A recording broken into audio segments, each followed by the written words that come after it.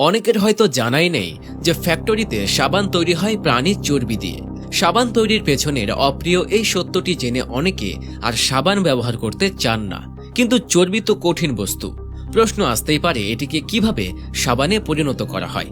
চলুন তবে এই ব্যাপারটি এবার দেখে নেওয়া যাক। বন্ধুরা, এরপরে আপনি কোন জিনিস তৈরির প্রসেস দেখতে চান তা কমেন্টে এখনই জানিয়ে দিন। প্রথমে সাবান তৈরির কর্মযজ্ঞ শুরু হয় প্রাণীর চর্বি সংগ্রহ করার মধ্য দিয়ে। বিভিন্ন খামার থেকে এগুলো সংগ্রহ করা হয়। এরপর তা ট্রাকের মাধ্যমে সরাসরি চলে আসে ফ্যাক্টরিতে। এরপর মেশিনের সাহায্যে এগুলোকে পরিষ্কার করে শুরু হয় সাবান তৈরির মূল কর্মযজ্ঞ।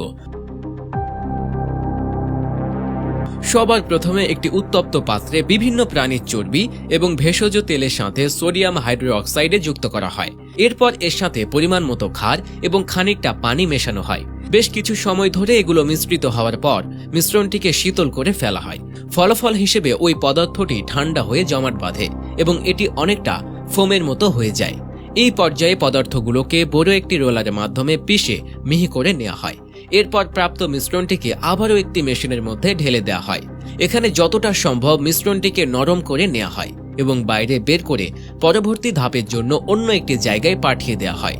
সোডা এবং ফ্যাট কিছুটা সময় ধরে ভালোভাবে মেশানোর পর এর মধ্যে হলদে এক প্রকার পানি মেশানো হয়। ঠিক 18 মিনিট মেশানোর পর তরল এই মিক্সারটি অনেক ঘন হয়ে আসে।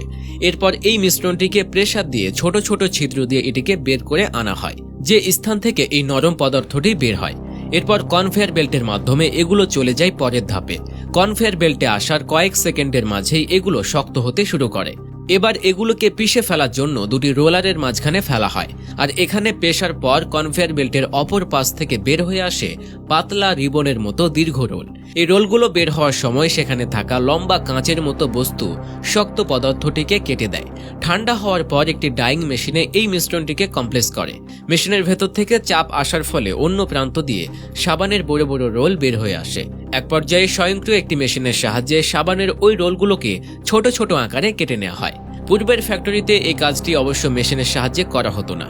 তখন একজন কর্মী কাঁটারের উপর দাঁড়াতেন আর দুজন কর্মী কাঁটার সহ তাকে টেনে নিয়ে যেতেন, যার ফলে সাবান তার কাঙ্ক্ষিত আকৃতি পেত।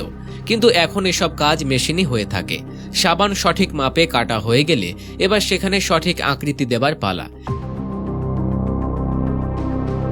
একটি মেশিনের মাধ্যমে এই কাজটি অনায়াসেই করে ফেলা যায়। এরপর আরেকটি মেশিনের মাধ্যমে সেখানে কোম্পানির লোগো খোদাই করা হয়।